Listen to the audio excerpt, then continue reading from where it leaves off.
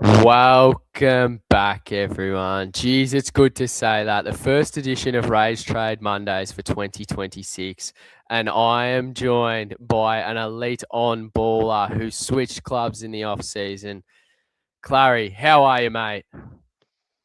Yeah, I'm good. Let a few people down with my score this week, but it's good to be back. I haven't potted with you since the BBL team previews, so it's been a while. But it's good to be back on Rage Trade Mondays. No team drop Thursdays this year, unfortunately, which I'm sure we'll speak about. But yeah, it's good to be back. Yeah, that's unfortunate. We're not kicking along with them anymore because, well, we're broke. DR can't afford to pay us. But no, in all seriousness, literally just uni and other commitments. So that's a massive pain. But we will kick on with Rage Trade Mondays. And I mean, it's been a long time. Like Mm.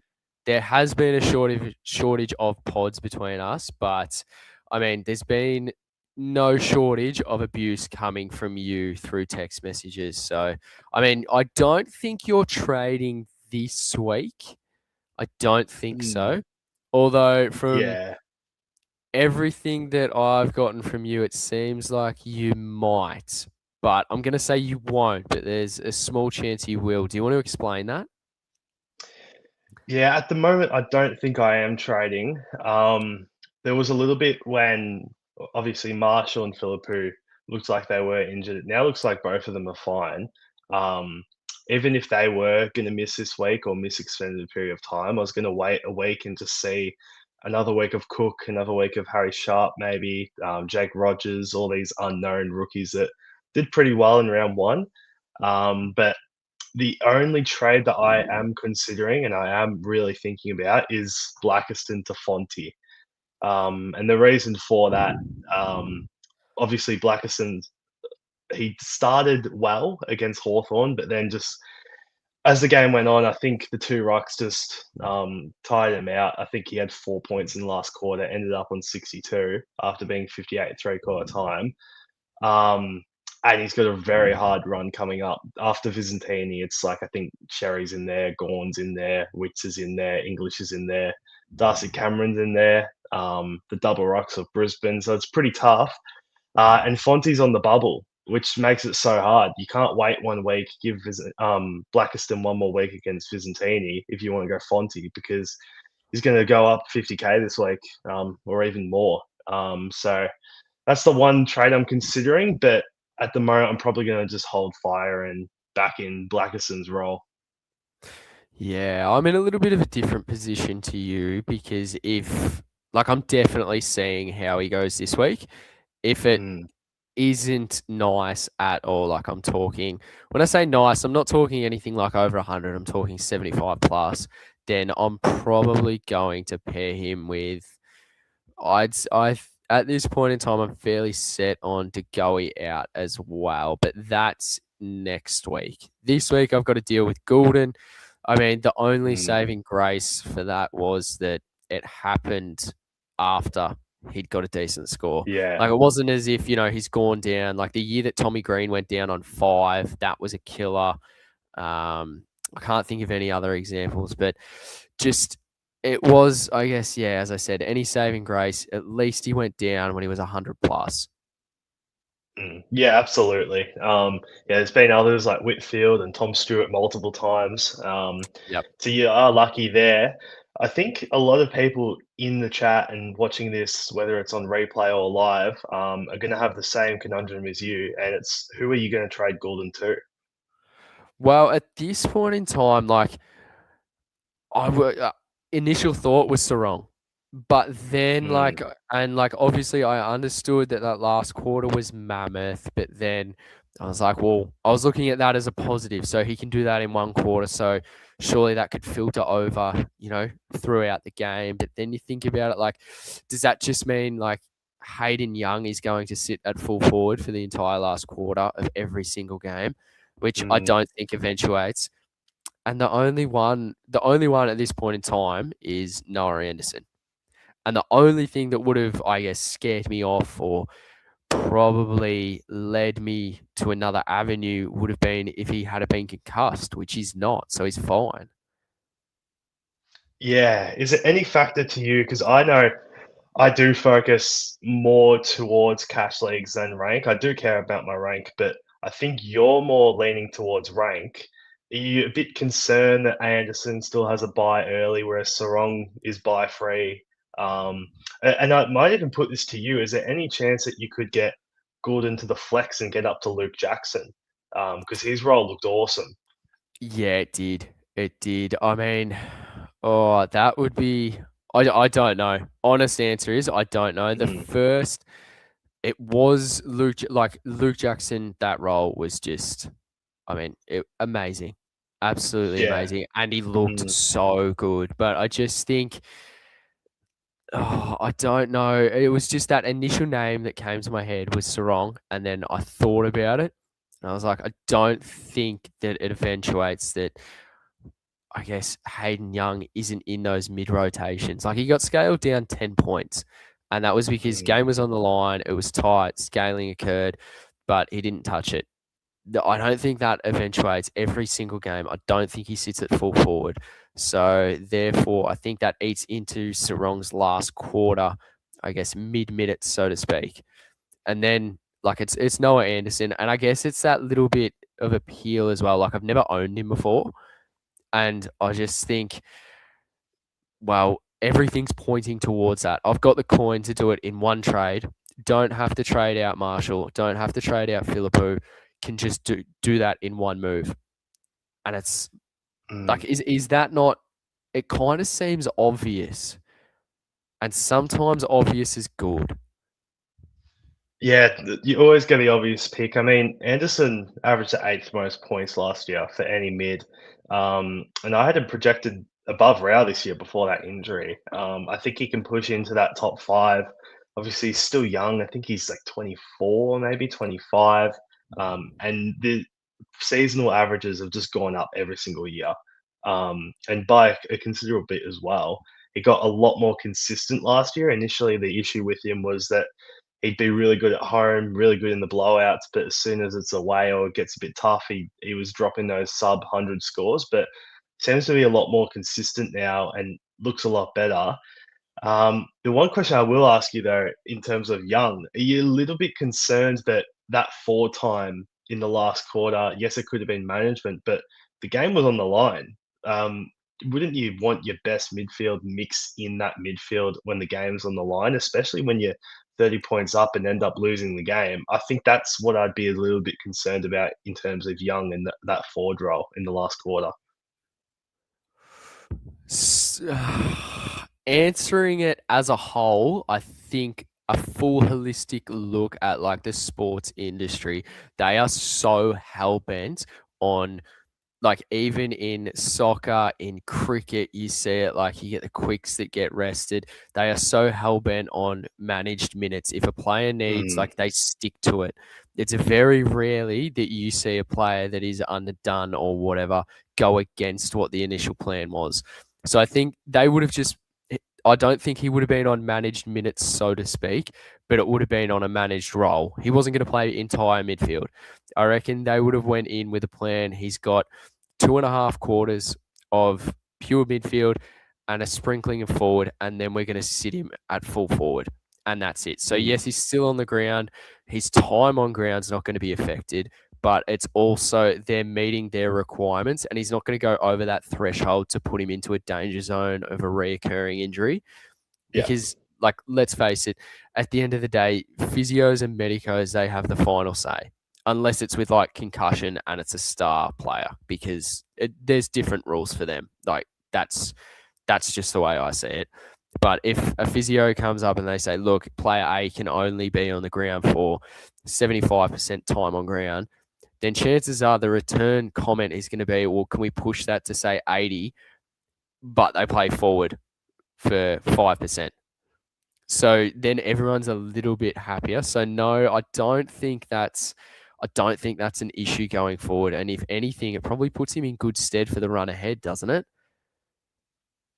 Yeah, it probably does. It's just, I guess the question becomes how long are they going to manage him for? I guess a couple of niggles in the preseason.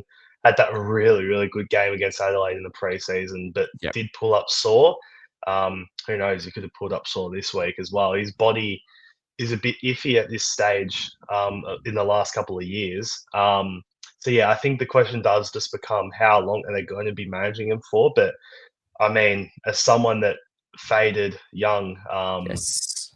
very very late, mind you, I was very very nervous, especially when he got up to. I'm pretty sure he got up to 90 points. It might have been Yeah. even 95, and he dropped right back down to 80. So yeah, I have my concerns, but yeah, as I said, that one question will be how long are they going to manage him for?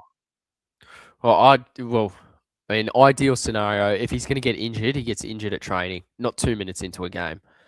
Mm, And then even better scenario is he doesn't get injured. Like he doesn't. That would be absolutely perfect. I know you're literally death riding him every game, but for the 50% of people that actually own him, then I mean, surely, surely he's going to be okay. But I guess we can move on. Are there any players? It's called Rage Trade Mondays for a reason. Are there any mm. players that you 100% regret starting right now? Well, the obvious answer would be Whitfield because he scored 70, but I don't regret it. Yep. I think you and me both, we didn't have him all year last year, and No. it was just painful. He would just score for breathing, it felt like at some stages. And his role was obviously still there. He scored 100 in opening round, and I think he still had north of 20 disposals anyway. So just Giants got smacked. That there's no other way to go about it, and I think that um, he will bounce back. Another one is probably Ed Richards scoring 90, Sam Walsh scoring 94. Like these are pretty underwhelming premium scores, especially in round Yep. one, especially Walsh against Richmond, especially Richards in a smashing win. So I don't regret any of them yet. Ask me in a couple of weeks, and maybe I'll start to regret some of them, but in terms of my whole team, I don't think there is a single player that I regret starting. Even Blackiston, the role was there, Yep. the start was there. So yeah, I guess we just ride the team and see what happens. I'm glad you brought up Whitfield because it just seemed like every player that started off poorly, which Whitfield did, except for like Gorn and maybe a few others, it is so hard to come back from. Like it is Mm, so difficult to actually, I guess, if you have 5 touches in the first and 3 are turnovers or clangers or incorrect disposal, a few frees against, you can almost lock in a down game because yeah. scaling's well, that's one thing that I saw. Like I was literally had the scores up for the North Port game. Todd Marshall went to the bench on like 23 and just kept scaling up. And at one point, I Mm. think at quarter time, he was like 31 or something, but yet he'd been off the field for the last 7 minutes or something. So scaling is one thing that is just absolutely insane this year. And I don't know if that's because we've got another player on the bench or literally what the go is, but that's one thing I've noticed. Like if you start poorly, chances are you're going to turn out a pretty crap score. And if you start well, I mean, first quarter you're almost laughing, aren't you? Yeah, absolutely. The scoring did really feel different this round. I can't really pinpoint where it is. At the start, I thought maybe the extra two players were going to see a lot less big scores, but then, Bont went massive and Petrarca went massive again. Anderson went big. There was heaps of spike scores, so maybe that's not it. But it just felt for certain things that usually last year was +8, +10 points. It was more like four or like five this year. It just felt like everything was just a little bit less points. But yeah, you are right. Like it was an uphill battle for Ed Richards and Lockie Whitfield after they started slowly. And to be fair, in the end, 70 for Whitfield was probably a good result Yeah. to where he was at. But yeah, as I said, I'm backing him to bounce back. I still think he's a top 2, 3 defender this year. And yeah, I've got no issues with the pick, but yeah, it's an interesting one. The scaling definitely seems a bit different this season. I mean, I completely agree on Whitfield. I don't know if I'm just looking at that through like rose tinted lens because every time I haven't Mm. owned him, he's just been absolutely insane. But yeah, no, I'm fairly confident that he will be. Yeah, maybe not top two now, purely because he's got that 70 in there. But yeah, maybe top four. I'd be pretty content in saying that he's going to lock that up. I mean, I think I don't know your team off the top of my head, but we avoided. Did you go Windsor at all?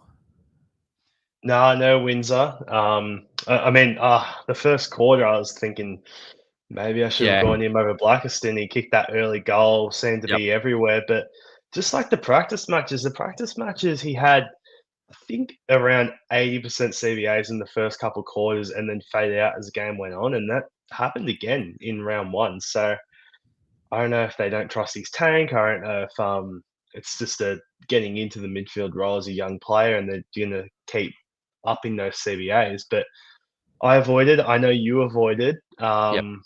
71st up. What's your thoughts on him overall? I think a good way to describe him is that probably like 20 touches on average game. That could be in the realms of like 65 to 110. Mm, And obviously, you'd want more scores being on that 110 range of the scale than 65. Because I don't think he's going to rack up, 30 plus a game. And I don't think he's going to have those completely non existent games. But it yeah. just seems to me like, well, I don't think any of the mid prices in that bracket actually popped off, did they? I could be completely wrong, except for Well, the only Fonty. one is Fonte. Fonty. Yep. Yeah, Yep. the 119 and the 83. Yep. Yeah, he just looks good. Looks really good. We spoke about him briefly at the start when I was talking about potential trades I'll do, but I mean, both his games, 20 plus disposals. Seems to be playing that third to fourth tall and an extra rebounder alongside Ashton Whitfield. And Mm, yeah, he's a good user. They rate him highly. Only 21, but yeah, I don't know how much he's going to be making. I'll probably hit you up after this and ask you how absolutely much will will. Fonte make if he goes at 85 or something like that. But yeah, he's really the only one I think that popped in that range. I mean, Buderick got that 73, which is not that better than Windsor, but had that 100 the week before in the opening Yep. round. I think his role looks good enough. Yep. Like I'm not concerned over Windsor, Buderick at all, especially as a forward. But off the top of my head, I don't think anyone else popped in that range. No, like trying to think who else there was. There was Coleman, who, in my opinion, Mm, just that uh, I will get slaughtered online for this, but I have no idea what people saw if you yeah, nah, selected him. Like genuinely no clue. Um, agree. Another one, I've been vocal on this, and Jesus, the abuse has come in thick and strong. Colby McKercher. Mm, Give me your thoughts on that because as soon as I like got any whiff, and this was from the Kanga Merchant, who's literally at every training session. This yeah. man knows North Melbourne better than you know how to get to work on weekdays. Like he's all over it. As soon as he said that McKershy's getting mid minutes, that was it. No chance. Like I'm firmly of the belief that a halfback role is so much better than mid minutes sprinkled with a little bit of halfback. Oh, absolutely, and the stats back it up. I mean, last year, what I can't remember what the price was that you picked him up and a lot of other people picked him Yeah, up, but he averaged like sub 70, maybe even sub 65 in the first, what was it, 8 games or so, and then yeah, the 14 remaining games of the season went in that back roll again and averaged 100. In his debut season, same thing. In that half back roll, it was 100 plus, and around the ground, it was well below that. So yeah, as soon as I saw those mid reports, he was straight out of my calculations. I was a bit skeptical anyway, just because of the preseason he had. yeah, Um, Very interrupted with injury and stuff, but yeah, even the fears I saw just before the game started, Michael Barlow said that he's one of North's assistant coaches. Obviously, he said that you can expect to see McKercher get a bit managed, and that's what happened. 64% game time. I think he started the first 15 minutes or so on the bench. And then from then on, as you said, you start slow. It was an uphill battle for him. So, Yep. yeah, I didn't like what I saw, but I mean, as someone that loves value, I think around round 10, round 11 this season, Clarko's going to put him back again, and he's going to be a juicy price, and we're all going to cash in on it. Oh, 100% he'll be an option this season. Absolutely. Just not at the Mm, start. Like yeah. he was on the bench for 14 minutes in the first term and still hadn't stepped foot onto the field. As if you selected him and if you saw the comments from Barlow and then still went ahead with it, that would have been rough because I think the only pivot you had left at that point in time was go up to McCarthy or go Mm, down to Windsor. yeah. Yeah. Yeah. And And besides, I think I saw a couple, and I advise against this as well. A couple went Bergman as well, just yeah, because no. it was a very similar price. But I mean, if you could have found that extra 50K to get to McCarthy, I think it would have been okay. I think he scored 80 something. The role looked good. But yeah, as soon as Barlow said that, yeah, I think a lot of people would have jumped off, but not many options to go to, unfortunately. Yeah, that was a bit rough. What about, and his name's has just escaped me. Euland. Zeke Euland, because you were Mm. so big on him preseason. Yes. Yeah. So he ended up coming out. I think it was actually his first preseason game I took him out. And then obviously still had an eye on him in the second one, still had an eye on him in the opening round game. But I'm just getting up now. I don't even know what he ended up scoring. I've got no idea. 23, 23, 66% game time. So I don't know what his ownership ended up being. But yeah, the signs were there. Way too expensive for me for what he was showing. The reason I was so big was because I'm a big draft watcher. I love watching my draft most of the time because Essendon's down that end of the ladder and we're going to have a high draft pick. But Yep. he was dominating his underage year. He didn't play any footy last year in his top age year, just through injury and stuff. But he was averaging like 26 plus disposals in state champs and um, in the Coates League as well as a underager against the draft that we now know as Levi Ashcroft and Jagger Smith and all those type of guys. So that's why I was big him in, but in the end, the signs were there to jump off, and anyone who did grab him, yeah, they paid the price. Oh, absolutely. Absolutely. You literally beautiful segue, Essendon. Now, obviously Mm, it wasn't the best game. We're not here to talk about. I want to know, why does your coach hate every single decent young prospect that you draft? mm.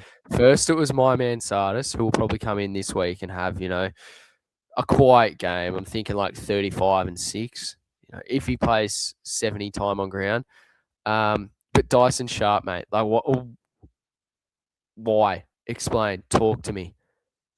Oh, if I had the answer to that, I'd be able to tell you, but I don't understand the things he does sometimes. I mean, Sharp was awesome as a Yeah, as a forward. He was playing well, kicked two, showed a lot more than any of the other forwards did. And he just didn't get the game time. I know that yes, we'd rather him in the midfield, but unfortunately, as bad as we are, our midfield is our strongest point on the field. We've got Merritt, we've got Parrish, we've got Caldwell, we've got Durham. It's a strong point of our team.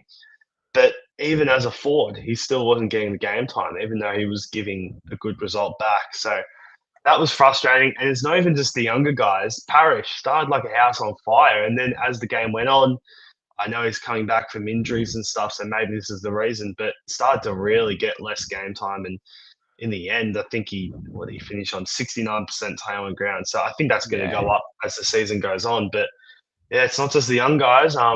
I think some even went Archie Roberts, and yeah, that backfired big time. Even though the signs were there in the preseason to pick him, so yeah, hard. If I knew, I'd be able to sleep a lot better at night. Yeah, I don't know what he's doing. yeah. Because the reason why I asked, like, he looked good. He did look good, Yeah, he but looked I awesome. feel purely from that one factor, the time on ground, which is obviously terrible, he's gonna be a trade out option soon. Yeah, I mean, if Philippou's fine, if Marshall's fine, I've got all three 99K guys. Um, and if everyone else goes all right at the moment, which they are, I think Dyson Sharp could be my trade out candidate to Brandon Cook, who I think could become a must-have, if he replicates what he did in round one. I mean, the heat maps look good. It was a Mhm. mix of wing and defense, predominantly wing, but there was a bit of defense there as well. I think he had nearly 20 touches, kicked a goal, looked good. So, I mean, if none of these players that I have currently get dropped or injured, Dyson Sharp, because of the time on ground, could be the one that goes to Brandon Cook. Well, realistically, he's not gonna kick 2 goals a game, is he? Absolutely not, and that's the issue. Because I railed off our midfield before and said it's our strongest point in our team. I don't think the midfield time's coming. Not this year, not in the first half of the year at least. So yeah, it's going to be interesting to see what happens. If he can end up turning a half forward role into a 60 averaging season. I mean, that yeah, and it's that elevated price as well, like, he's just gotta average significantly more than those lower price rookies. Like, right Mm. now, and I know I don't have him personally, I'd honestly probably rather Jack Carroll. Yeah, see, Carroll, I don't have him. When I filter by break even of the rookies, I think I've got pretty much all of them but Jack Carroll. Yep, I ended up going for I had Murdoch, I had yep. Blamiers, but then I ended up getting Watkins in for Carroll and banking that 30K or whatever it was. Um, so it's interesting, but I think I don't want Carroll. I think he will get dropped at some point. It's been two sub 60 scores, high 50s, I think they were. But there's just so much that can come in for the Saints back there. They're 0-2. Liam Stocker, Angus Hasty. There is a few guys that are banging down the door in that position. If Carroll plays one more bad game or one more average game with the way the Saints are going, I think he could be the first one out. So I'm still not sold on that one, but would I rather Sharp over him? I think Sharp's job security is better, but the Yeah. scoring of Carroll in that role, if he keeps it, is obviously better. I think as soon as Hunter Clark is fully fit, I'm under the impression that he was re-injured, I think. But I think as soon as he's fully fit, like, that's just yeah, see you later, Carol. Mm, Mate, we had a little chat, obviously, prior to going on air, that we would do half, just a little chit chat, go through what we were thinking, and then the other half get into the comments. I've just looked at our joint bank account, which you spend way too much money out of, and DR has deposited the hourly rate. So, by my calculations, it is about time we get to some comments. And there's some familiar names here, which is absolutely fantastic to see. Some very loyal mm. viewers that have come back to support us. Makes my I guess black heart, a little bit happier. We've got Jackie B. It's the two most beautiful men on YouTube. Absolutely, we are. How are we, lads? Joshy, this is another year of me finishing top of our table. 3 years in Norway now, and it's still happening. Just need to take the first.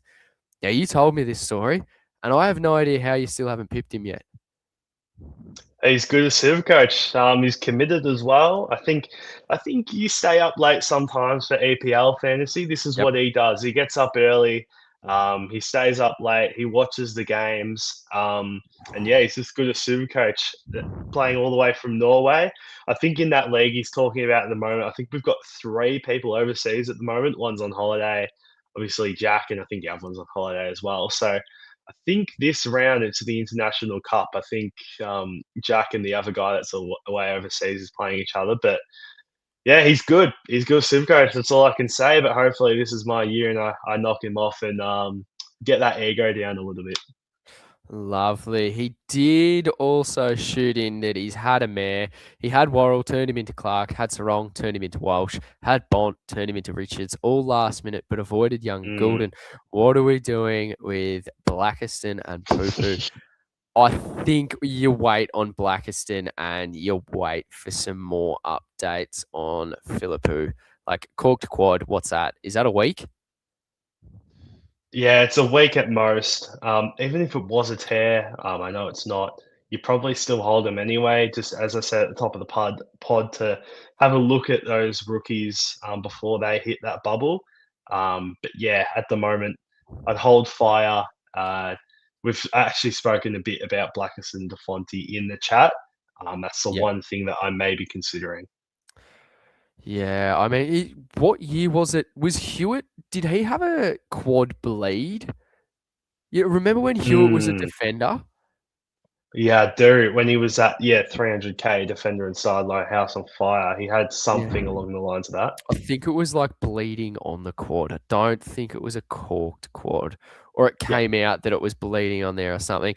And this is an absolute local legend. Logs, this was our Carlton insider. Named the team, I reckon, probably 95% of the time last year, and also gave us the sub. So the inside information was fantastic. Says Scobes, long time no see. Good to see those pies are still awful. And he also says, didn't forget about you, Joshy. Your mob's Mm. even worse. Yeah, I mean, there's nothing I can say to that because literally we're 1-1 and Carlton's 1-1 as well. So makes me sick saying that. Driz SC says, hey lads, this week I'm rage trading Harvey Langford and Blackiston for Bont and Murdoch. I'd probably do that. Like, I just Yeah, don't. I I'd would probably do too. that because Murdoch looked good. Like literally, this bloke was a sparky 2 weeks ago, full time, and now he's the best player on their list. Yeah, yeah, and it just And goes to show, like, how many guns there are in the oh, state leagues. Like, Blamirez is another one that just got signed 2 weeks ago, yep, and he was yep. awesome. I think he ends up getting 20 plus touches. So yeah, I think I would do this. I don't know what Langford actually scored, but No I idea. mean, Murdoch's probably going to match Blackerson, or maybe not match. I think his scoring in that role might get a little bit lower, but Bont's going to outscore Langford by 40, 50 points each week. Um, Could be so yeah, more, I'd honestly. definitely do it. Yeah, Yep. I don't really like cheese, my babies. We love your cheese. This is a very angry individual. very Very angry. angry. Yeah, not many positive things going on in Cheese's life at the moment. Yeah, and he's just dirty that we're going to outrank him for like 15th consecutive year. The Omanus 8260. I'm liking Ash and Murdoch for Goulden and Philippou. Thoughts. Hope you guys are well. Hope you're well also, mate. Can you get? I wouldn't go Philippou out. No, Mm, not yet. Would you? no, I wouldn't. I mean, even before that injury, he looked pretty piss poor, to be honest. But I think the role's there. I think he's going to get better. If you can try and get a, oh, you don't even need to downgrade a rookie to get that cash, do you? Unless he's started the season with zero to 20K. Mm, So try and do it just good and straight to Ash with maybe some flex and some switching around, Rosie in the midfield, whatever you want to do. But if you have to trade a rookie, surely you can find one better trade out than Philippou. yeah, I mean, a different story if Rossa Boss comes out and just said, "Yeah, it's a corked Mm, quad," and he's going to line up. Like then yeah. he's not even in your thoughts to trade out. You got Supercoach Gerbs. I had my glasses off, so I thought Joshy's top said burgers. Oh, that's a shout out to Clayton. We love Clayton. Have you seen the video of him on the scooter? Yeah, he falls off. Oh, Poor oh my, Clayton. oh my God! If anyone is wondering what we're referring to, look up Clayton's World on Facebook or whatever on all socials. Look for the scooter video, and my God, it is cinema. Balupa, he's a fantastic individual, this fella. Absolutely got time for him. I don't really like cheese. Non-good owners getting lucky and missing an obvious pick figures. Again, always complaining about something. John says can't trade to Goey Pro Star. Yeah, fair. Shout out to you, Johnny boy. Um, Balupa says he doesn't want to jump on Sarong yet. He doesn't love most of his score that came from a massive fourth quarter with Scaling and Hayden Young at full forward. This reiterates what you said. Yeah, 100%. I mean, I'm just going to quickly look at Sarong's CBAs across the whole game. Fairly Um, certain he was the most in there, wasn't he? yeah, so in the first quarter, he had 6, 7 in the second, 7 in the third. Yep. And yeah, so he played all of the CBAs in the second and third quarter, a lot in the first. And surprisingly, he actually only had 3 CBAs in the last quarter. Um, Yeah, so right. I don't know if that was because there wasn't as many center bounces. I can't really remember how many goals were kicked in that last. I think there was a fair few. But yeah, interestingly that he actually did most of his work outside of that center bounce rotation. Oh, and there's a certain. I know this is no. Well, the only correlation is that they both play for Freo. There's a certain someone that may or may not be watching that started Brayshaw. So Mm, shout out to him. yes. That's an absolutely shocking performance from Sugar Bray.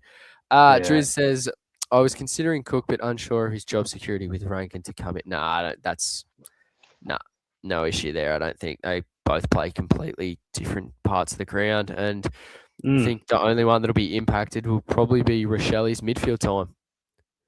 Yeah, I think the forward DPP, alongside the mid is what's making people a bit concerned about Rankin Yeah, coming in, but that's not where Cook's playing. He's playing wing, he's playing defence, nothing to do with Rankin. I mean, I'd be a little bit concerned if Mitch Hinge and Dan Kernan were coming back, but they're not coming back for a few weeks now. So Kernan, I think it's even mid-season, so I wouldn't be concerned about Rankin affecting Cook. But as I said multiple times already, definitely give it one more week just to have one more look. yeah, I agree. Josh YV for YM, whatever that means. Personally, I'm keen on Errol to Holmes. However, Holmes has bye this week, which is so frustrating. I've owned Sarong and Nando before. Don't like them as picks. Too many mouths to feed. I mean, that's a lot of personal preference there. Which again, like I've never owned Ando, so I can't comment on that, and I don't think I've ever owned Sarong. So yeah. He also says, is it worth going Goulden to Murdoch this week and then getting Holmes next week? I don't mind this. Mm, I don't know if I like it. Like, if I think I'd just rather get like someone, if you can work it with your flex and stuff, getting in a Jackson or getting in a Sarong, getting in a Jordan Dawson, getting in someone that's not on the buy, um, rather than going another primo down for one more week. But um, yeah, I don't mind it because Holmes does look good, but I'd still be a bit iffy on doing it.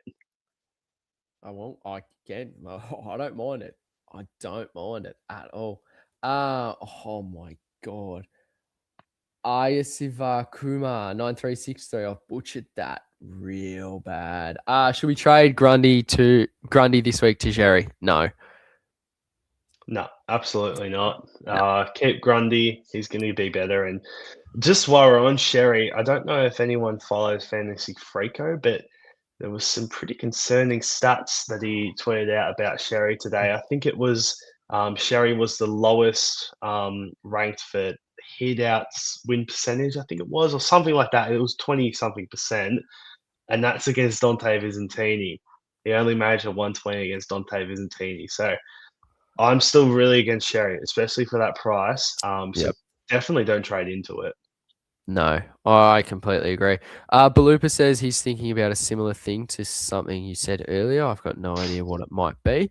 Primordial Quasar. Hey boys, nice hearing Scobes broadcast from the air traffic control towers. Yeah, but fair. Cop that and play on. Rookie, shout out to you, mate. What a Shout out king. to you, absolute superstar. Boy, I missed the mood lighting from Joshy. Yes, very sensual. I mean, do you have like control? Can you like dim them a little bit or? I can't even forget the remote. It's on the other side of the room. I can't be bothered. I tried to That add an extra touch by putting footy highlights on in the background, but you can't see it, so it doesn't really no. matter, does it? Um, but yeah, the only time I ever turn these on is when I've got the pod. I mean, I use the Oh, TV yes. cabinet one all the time because it's just nice to watch the footy on. But Yep. the roof one, barely on ever. There are so many things that I could say and ask you right now, but we are not getting cancelled the first episode. And Jesus, I nearly went to the next one. Have a look at the next comment, and if that's not a reference to something a certain someone has said in a certain chat, which we will not go to, that I have lost my mind to multiple times. I don't really know. Cheese says if we got a free rage trade a year, I'd immediately use it on Geordie Clark. I'll keep it PG, but God, I hate him right now. You didn't. You definitely didn't start him, did you? Nah, I didn't. And I'm not gonna lie, I was pretty close. When Luke Ryan was confirmed to not be in that team and definitely on the outer, it got me a bit more keen to start a Jordan Clark, especially with their Yep. fixture. But he's going to be all right. I mean, 75. I'd love to know how many points exactly he lost for that horrific turnover late in the game Yeah. that ends up really costing them. So he's going to be fine. And yeah, I mean, look at last year, average 105, but it was just consistency. No real spike scores, no low scores. It was consistency. So no issues there. Lovely, mate. Primordial Quasar says, I'm not sure with the Jackson pick only because of structure, as without any DPPs for this first round, it really restricts flexibility. How important do you think that is right now? If you're picking Cook up, like if we're talking flexibility as a whole, if you're picking Cook up after next week, he's probably the only DPP rookie you're going to Mm. have. So like we're all in the same boat, are we not? Yeah, 100%. I mean, like up forward, I've got two of Marshall, Lombard, Philippou, and Devrob stuck on the bench Yep. because I can't get any of them to the flex. I've got Jagger at M8, just behind Bruin, and then a good mid bench now with Blamirez. Sharp's not that great, but Watkins and Murdoch. Yep. So I'm actually struggling to get the rookies I want on field as it starts with. So I don't know. I feel like you could probably still afford to go Jackson at flex because I can only rotate midfielders through there at the moment. Yep. No, I agree. Belupa says Holmes and Nando are my favourite options from Goulden. Callahan also looks good.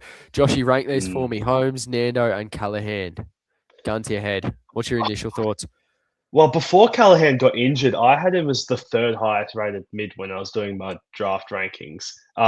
And I know you don't like draft, but that still applies to Classic. I had him as my third highest averaging midfielder. So I'm going to still say Callahan number one, number two Nando, and number three Holmes. I ended up Interesting. starting Nando over Callahan just because I was a bit concerned after that sub 100 score in opening round. I thought he was still a bit sore, but what I saw on the weekend, he's looking good again. They got smashed by the Dogs. He scored 120. I think just quickly, it was 118 across. I think the last 15 or 17 games last year from Callahan. He's just built for Supercoach. So he's the number one for me. So you're saying that I should not get in Noah Anderson and get Finn Callahan? If you have some balls, do it. You always rip into me for having no balls, and I got rid of Hayden When? Young. I didn't I don't. start Golden. Yes. Yep. Yep. I don't think I've Uh, ever said an ill word towards you. To be fair, that's not even a joke. Put Um. it this way, I'd be very proud of you if you got Callahan in this week. Yeah, and then he's going to rip his quad off the bone in the second quarter, which you just know that's going to happen. Carmeni says, Scoob's the most switched on operator in this space. Geez, it must be a small space then. Is there a world where the answer to all of our problems is Dan Houston? Can you see him maintaining the output or worry RE more? How? That is such a good question. How? No, because I really think that there is a genuine chance that Howe plays maybe like 40% of his game time forward because our forward structure is just genuinely non-existent and he's done it in the past as like a wild card option and he's good at it. Moore is the only issue because he took literally all of the kickouts last year. But to me, like it's a clear directive to get the ball in Houston's hand. We've had the comment from Fly. Um, I wouldn't say he's going to maintain his scoring. I think it definitely will be hampered a little bit. To what extent, I've got no idea. But if it makes you feel any better, I'm probably going to jump on him after the bye. So do with that what you will, mate. Are you interested in Houston at all? Certainly wasn't in the preseason. I didn't think things were going to change, especially with. I know a lot of people were thinking about with Dacos going into the mids, but that hasn't even happened. And Houston's still going well, so I wasn't really into it. But I mean, he's come out and scored well in opening rounds, scored well in round one, had good preseason games. And we know the pedigree he has when he was in the last 2 years of Port Adelaide. It was Yep. very good averages. So I don't think he's the answer to all of our problems, but I think he could definitely propel you up the rankings and in your cash leagues, whatever you play for. It's just more a question of how do you get him in, I guess. Yeah, no, I get that. Carl also says if you started Vicentini and Blackinson, how long would you be prepared to stick fat with them to see if they can fulfill the assignment? One more week. Mm. Yeah, That's I'd yeah, stick one more week. I mean, as I've said multiple times, I'm starting to think about getting rid of Blackstone. I'm just quickly Byzantine score 62. So both of them, in the end, scored 62. Both of them had the role though. I'd be a bit more concerned with Byzantini owner though, because I have Jordan Sweet there, whereas we've got Vigo Byzantini, but I think Blackus is still miles ahead of him. So I'd yeah, be a bit more concerned if I was Byzantini owner. And if I saw Sweet come in this week, I'd probably get rid of him, to be honest. Um, I don't know if you've got him at R2 or if you got him in flex. If you got him in flex, it opens up possibilities. And I mean, you can make 5K and get Fonty in if Sweet comes in this week. yep. I mean, fair call, fair call. Cheese says, facts goes, why on earth would anyone keep Kirsch? The writing was right in front of you. You can only blame yourself. He just stirs the pot. Um, Unbiasedly biased. He was playing half forward last year. I I think think that that was in relation to Bakircha. yeah, yep, yep, Yeah. yep. Understood. But Jeffrey, he's a good man. Boys, lads, legends. I have all the love for you guys, but a lot of hate in my heart for my team. I was gung ho and dropping Clary for Young, but slept on it, and with a fresh mind, I decided not to. That's very responsible. Surely you give yourself one more week, don't you, Joshy? Yeah, his break even's 90 something, so it's not like it's a must trade. That 120 in opening round gives you a bit of a safety blanket from that 60 score. I mean, you picked him off that 120 in opening round. They got smashed by the Dogs, absolutely smashed. Most of GWS played bad. I mean, Whitfield scored a 70 for God's sake. So I'd definitely give Clary one more go. I don't actually know who they've got this round. I'm gonna have a quick look now, but uh, they've got this round St Kilda. So I reckon you can see a spike score against St Kilda this week. Yeah, Back at home, I wouldn't be too worried about Clary for now. And you just want to see one more week of Young. I mean, if he plays the last quarter full forward again, or if he doesn't score as well as you're hoping, yeah. um, you don't want to go there. So you're probably going to end up doing two correctional trades if that went south. So just hold Clary one more week. Yeah, of course you'd pump yourself up, wouldn't you? Carl Meany says, does it make sense to trade out Goulden but hold on to Marshall and Philippou? Yes. Yeah. Yes, it does. Yep. Next, I recognize this name. Dalek says, is this when you tried to teach me about that weird sci-fi stuff? Yeah, it's a Dalek, but I it's stand just corrected. it's from Doctor Who. Surely you know the show Doctor Who. I don't understand. I don't think you understand anything about it or know anything about it, but it's from Doctor Who. Yeah, no, I've heard that like somewhere along the lines. Okay, but we'll move on. Hey guys, hope you're well. I, like others, have Goulden. I had a rogue thought of chopping Goulden into a Worrell Malira and using the spare cash to upgrade Blackstone to Houston next week. I don't hate that at all. I really Yeah, don't. I like it. I've got Miller in 2 draft leagues, and he looked a Oh, completely different player to his whole yeah. career. He looked awesome. But I don't know, Collingwood, it's usually pretty good matchup for half-backers, so I'd be a little concerned in terms of what's it like for the rest of the season, but my god, he looked good. Looked really good as their main distributor. Yeah, well, I saw him absolutely tear us apart. So, yep, that was fantastic. He also says, I want to grab Fonty, but I don't know if I can justify bringing him in only for one round potentially. I don't think I would have the cash for all three. All right, Joshy, who do you get? Houston, Worrell slash Malira, and Fonty. Well, they're all different prices, but the first thing I will say is he's saying justify bringing in Fonte for 1 round. I know he's got the buy in round 4, but Fonte's not a 1 round pick. He's got a really good break even, a really good role, some really good scoring behind him. So I'd still have him number 1 just because of his price, and then I'd probably go Houston, Miller, and Worrell just because Worrell's the most expensive and he really faded out as the game went on. And out of the 4, probably has the least best role because he plays a bit more lockdown than the others. By faded out, you mean we actually decided not to just directly kick the ball straight into his hands numerous times. My God, that was absolutely infuriating.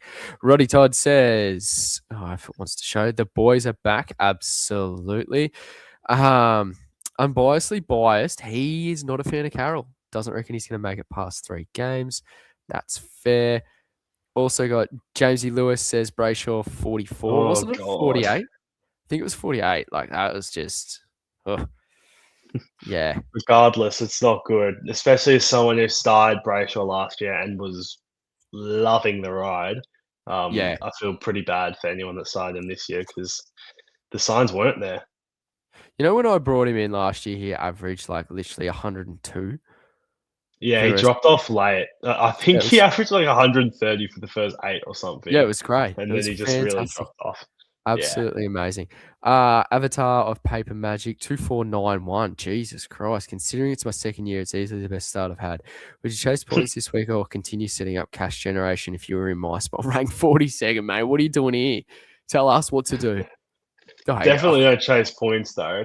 You've Oh, clearly got a no. good team anyway, so you don't need to chase points. Just keep setting up cash gen if you want it to last 23 rounds and not 10. Yeah. Oh, no, do whatever, mate. Do whatever. Don't take advice from me. Cheese says, I really don't like going Bont when you'd have the buy next week. Stay strong in the fade. Yep. No, fair enough. Balupa says, are we going Murdoch or Cook this week or waiting and watching? Also, what's it going, Watkins? I think if you had to go on one of them, it's Murdoch and you wait on the other two.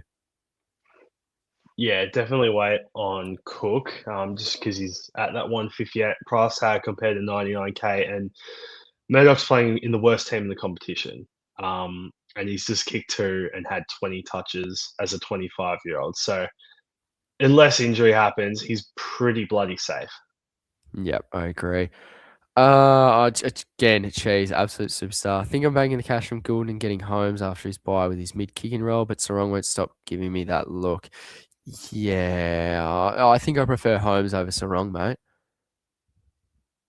Yes, so would I. It just depends how much you play for league or ranking, because that extra game from Sarong can definitely help. Yep, very good comment. Jeffrey said, from these blokes, who would you trade for Milan and Cook over the next 2 rounds? Lindsay, Selwood, Watkins, Pooh, if missing a game. If Philippu's missing a game, I still wouldn't trade him. And I would miss, or I'd miss Cook and probably trade Selwood, I think. I'd do the exact same thing. Salwood's coming off a 38 or something, whereas Lindsay, he was really slow to start. I think it was like 28 three-quarter time, ended on 61, but the roll's there. Yeah, I'd probably be getting rid of Salwood. Lovely. I've just lost the comments where we're up to. Oh my god. Magpies underscore 2 says, can go Bont and Poo to what? Can go Bont and Poo to Murdoch and Bont. The only way I can do that is I have no idea. Like, is there another Bont? That's Fontainebleau. yeah, that's Fonty. yeah. That's stuffing me up there. Um, Supercoach Jerb says, if you're silly like me and started Rivers to fade McCurch, should I consider going down to Fonty or wait a week and go for Houston? By the way, how good of a pick was your boy? Oh yeah, no, to go was shocking, shocking. Mm, No, I'd wait a week and go get Houston. I probably would too. Yeah. Yep. Vella's Magic, the same reason you guys suggested Jerry's stat is concerned. Oh, wait, I didn't suggest anything. I did not suggest anything. Is concerning is the same reason I think he's a good pick. Going 128 in a round where he's had the least hit out percentage. What happens when he plays well? Joshy, this is all you, not me. But the thing is, though, he had that low percentage against Vizentini. Like, that's probably one of the easiest matchups he's going to get all season. I think he's got Blackiston coming up as well. But, like, I just don't know how you think 128 in a low percentage is a good thing when it happened against a, 21-year-old 10-game ruckman that is a shadow of what Sherry is or was. So, yeah, I think it's still concerning. Well, I'm staying out of that. Don't bring me into your verbal online altercations. Jeez, we got that there. Do we worry about Gorn, or was his last quarter huge score just a Gorn carrying Melbourne symptom that we likely see a lot this year? I don't think I'd be worried about Gorn, but yeah, he did go nuclear. He did very well to salvage that, actually. I wouldn't worry if I owned Gorn. No, absolutely not. He's still maxi, even at his age. Yep. No, love that. Cheese is ripping into you once again, which I love. Didn't Geordie Clark have 250s last year, Joshy? Someone hasn't done their homework. Yeah, and he averaged 105. So, like, I mean, every single player has a bad game. I think Bont even scored a 60 something. So Mm. yeah, he's still consistent. I'm pretty confident on that. Besides maybe 250s. Yeah, fair. Jerv says, Joshy, I'm a peanut and have El Achka on my bench. Do I punt him for someone else? Thank you, O Essendon expert Alpha Wolf Daddy Supreme. Can't believe you read all that, but Yeah, I know. That was a yeah, fair I effort. I'd hold. Oh, actually, just one more week. There's no point trading these rookies before they hit the bubble, especially when all the trading targets up forward aren't on the bubble yet. I don't think there's any good ones that are on the bubble. So yeah, I just hold it, and then you can have a look at who the best option is to trade in. Yep. No, lovely. Joshy, we've got 2 minutes until we start charging overtime, and I don't think there is a balance for that. Give me your thoughts on Merritt. Quick summary. Played really well, but I think long term, he's not going to be a top 10 mid, and that's what we're going to pick him at that price. So I'd still leave him out of your calculations. Is it worth to just go Goulden to Sarong or use two trays and get Goulden to Anderson by ditching Uh, Sharp? I'd use just the one trade. You don't want to use two trades yet. Sharp maybe on the chopping block later, but you still give him one more week, don't you? Lovely. Blackerson to Fonty, no brainer. I think he agrees with you. Oh, windy. I've done a massive deep dive on it today, looking at heat maps, everything, and even Blackerson's ruck run, and I still don't know what to do. So yeah, hopefully I had the confidence that you have, because yeah, I do like Fonty, but as you pointed out to me, actually, Scobes, I'd have Sinclair, Whitfield, and Fonty down back, which isn't ideal for the round four bye. Mm. Mm-hmm. Mm-hmm. I can't read out Cheese's next comment because that's going to incite hate towards other people. Doctor Who watches that. Am I right, Scoobs? I've never seen it. It might be fantastic. It might be fantastic. I've never seen it.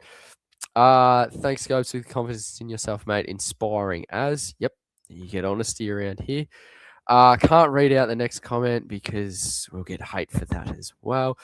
We've spoke about Philippou. I don't think it's a trade, is it? No. No. This is your mate Dalek. I forgot to mention in relation to the Worrell Malira comment earlier. I wouldn't have the cash to get Houston, Malira, and Fonty without chopping that 295k player, i.e. Blackiston Fonty.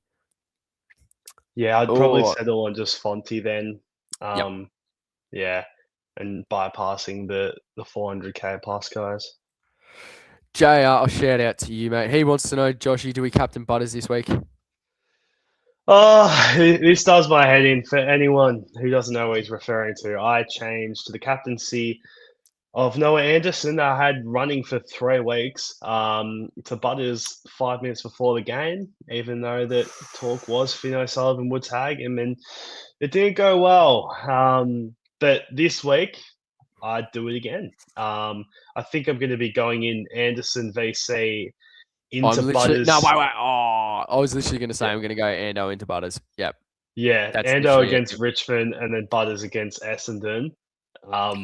Yeah, Yep. it's just a no-brainer. I didn't have a loophole last week because I started Mitch Edwards over Kalani White. You asked me earlier, do I regret any players? Maybe I do regret Mitch Edwards, but I think in the long run, I'd rather someone making money at R3 than nothing. So, um, to answer your question, yes, I do have a captain on him again, but hopefully I take my VC. Lovely. HTC says, "Hey lads, I know it's only one score, but genuine thoughts on Malira for Archie Roberts this week. I want Houston next week, so kind of need to do the trade this week. If you're set on Houston next week, I'd do that. Yeah, I would as well. And then you don't need to be invested in Essendon games like a certain someone that might be on with me right now. Magpie says, can go Goulden and Pooh to Murdoch and Bond. Only way I can do that is if I have McAndrew on ruck bench, current flex, have Grundy and English on field. No, because I think McAndrew is probably like a 90% chance to outscore every other rookie. Yeah, besides Jagger, he's by far, Yes, sorry. in Yep, my yep. opinion, the best rookie. He looked awesome against DC, who's a hard matchup. Yep. No, he was fantastic. He probably should have scored more, to be fair. So 88 was a fantastic return. Driz says Blackiston's next 6 game matchup, Vicentini, Jerry, English, Gorn, Wits, and Cameron, not ideal. Well, I mean, if he stops giving away those frees against, he's probably going to be all right. Like, remember, he's not like, he's a defender priced at 295k with the main ruck roll. It's not a 500k ruck.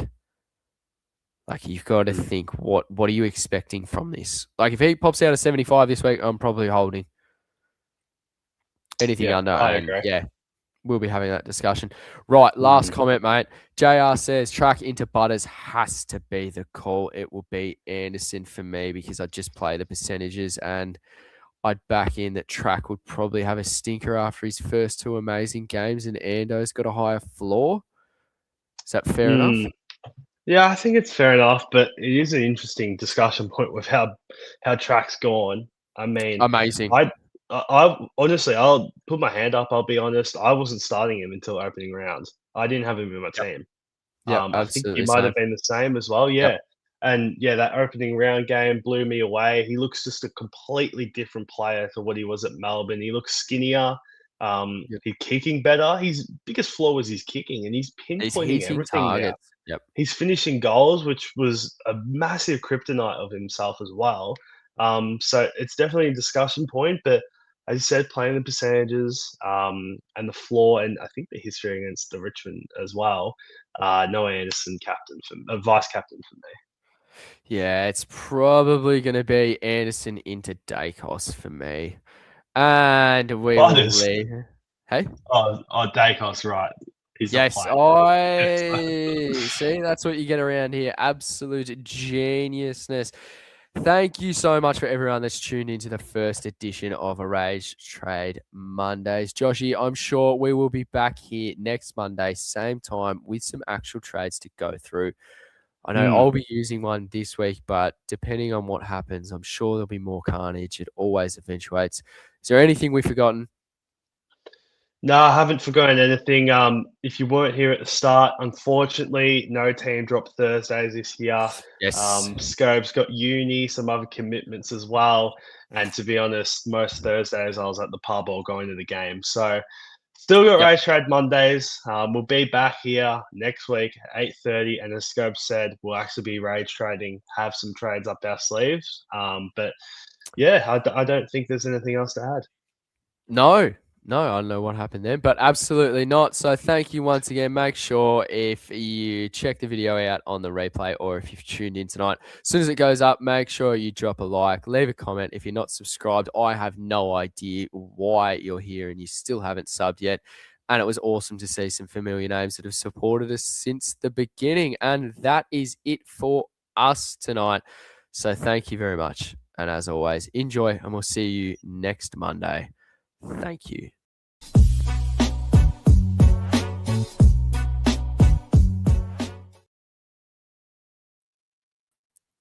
Oh, not bad.